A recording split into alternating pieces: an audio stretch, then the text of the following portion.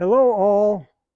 I drove this cute little Chevrolet Bolt electric vehicle from California to Brazil in South America.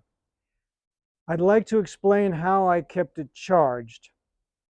The Chevrolet Bolt is a small car, but it actually has a fair amount of storage. Let me show you the back. I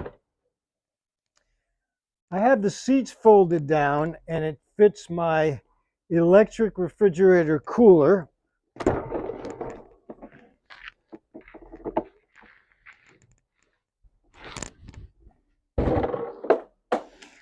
plus a spare tire, which Chevrolet does not provide, so I had to buy that. And then down below here, there's space for tools and various stuff for charging that I'll show you. And then below that, there's even a little more space for additional stuff. Before we get into strategies for keeping charged, I want to mention that you can drive an electric vehicle to get a good deal of additional range, more than the manufacturer states. And that means driving slowly, accelerating nice and easy, maximizing your regeneration, using brakes and downhills. So Chevrolet says 259 miles, but I was typically getting 300 to 320 depending upon the terrain. So the question is, how did I charge? It ended up being a lot easier than I thought it was going to be, but it still required some planning ahead. Before I get into it, I want to explain the 3 levels of charging. Number 1, level 1 is household 110 volt outlets. Slow charging, but very useful at times. Level 2, 220 volts, medium speed charging. That includes household outlets for stoves, dryers, air conditioners, but also there are a lot of dedicated level 2 chargers in hotels, parking lots, a lot of different public places. Level 3 are the fast chargers, which are a great deal faster than level 2, but they are only in public locations.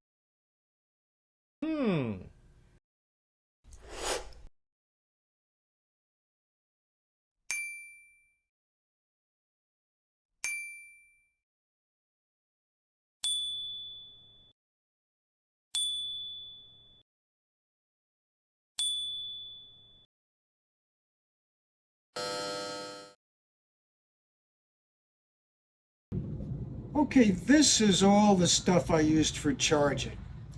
But before we get into this, I want to explain that if you're at a dedicated level 2 or level 3 charger, you just plug right into the car and charge. You might need an app from the particular charging network, or maybe a card that you get from them, or just a credit card.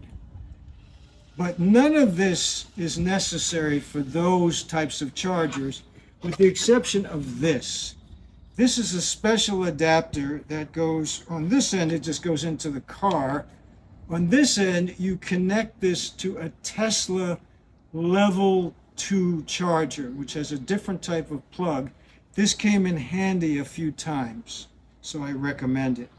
And like with everything else, there'll be a link in the comments. So now, for the rest of this, it's all for charging at outlets, which I did extensively. Most of my charging was done at outlets and AIRBNBs and occasionally in hotels, not so much in dedicated public chargers once I got out of the US. Occasionally, but not mostly. So what do we have? This right here is the key piece of equipment. It is a portable electric vehicle charger. This end goes into the car, and this other end is a type of 220 volt plug that you're probably not going to find wherever you want to plug in, so you need adapters for this. This is an adapter that plugs into this, which is, by the way, called the NEMA 1450 plug. So this has NEMA 1450 on this end, you plug it all the way in, and the other end, in this particular case, goes into a regular 110 outlet like you have in your house. So you just plug it in, connect the other end, and you're charging the car. But one very important thing, these are adjustable, and if you're going to do this, you need to have an adjustable charger. This adjusts from 6 amps all the way up to 32 amps. Most household outlets are going to be either 15 amp or 20 amp. So for 15, you set on 10 amps. For 20 amps, you set on 16 amps, always below the capacity of the circuit. The worst thing that can happen is you're going to pop a circuit breaker. You turn the circuit breaker back on, adjust this to a lower level, and continue charging. Now, there are other types of adapters. This is just one example that plug into this, the portable EV charger, and the other end is for some different type of outlet. This is one that I think you might find on clothes dryers. There are ones that fit air conditioners or electric stoves. Okay. Now, next essential piece of equipment is this kind of monster here. It's kind of heavy. That is a 50-foot extension cord that you can plug into the little EV charger, and the other end you just plug into whatever adapter, just like before, and now you can reach, obviously, a lot of outlets you couldn't otherwise reach.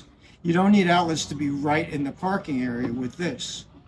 But this has to be a heavy-duty charger. It just can't be, a heavy-duty extension. It can't be just any regular household extension. It'll melt. Okay.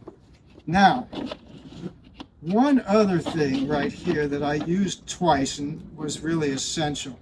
This is just a piece of rebar.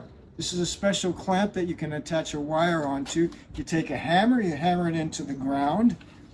And then I have this special little thing, which is just a little extension cord that I cut into the side, and I connected with a wire nut in here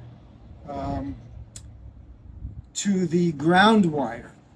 And so if I don't have a ground where I'm trying to charge, I just connect this, hammer this into the ground, connect this to the little clamp, and then connect my charging equipment through this, and this gives me the ground that I need. This also is a heavy-duty type of extension. Now finally, when you get to Peru and beyond, you're not going to find the same types of plugs that you find up through Ecuador. And so you need to buy either special adapters or plugs so that you can proceed to charge. This was the first thing that I found in Peru. It just looks like a little travel adapter, but the little travel adapters that you use for your phone or your laptop are just 10 amps. They'll melt. This one is 20 amps.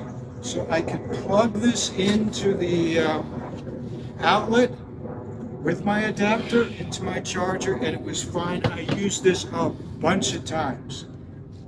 This really helped me. I found it as soon as I arrived in Peru. But these kinds of things you really can't find, as far as I saw, in the United States online. The little travel adapters you find in the US are just 10 amps and not useful for a car, but this was great. Now finally, I have this little heavy-duty short extension that I cut and took the wires out of it so that I could actually wire, instead of using an adapter, I could wire a plug to it. So when I got to, Argentina and Brazil, I was able to find plugs that are 20 amps, high capacity, that I could I could wire onto this little thing and then connect this to my equipment, and it would plug right into the household outlet. Has to be 20 amps though. No little light duty plug is going to do it. Finally, here's an image of a super pretty charging place in Colombia, in the coffee growing area near the town of Finlandia. A super peaceful, pleasant place for a little break to charge the vehicle. I just like to encourage people to try traveling to remote locations in electric vehicles, and would be very happy to help in any way possible, answer any questions. Okay, ciao, bye-bye, take care. Send me any questions that you may have.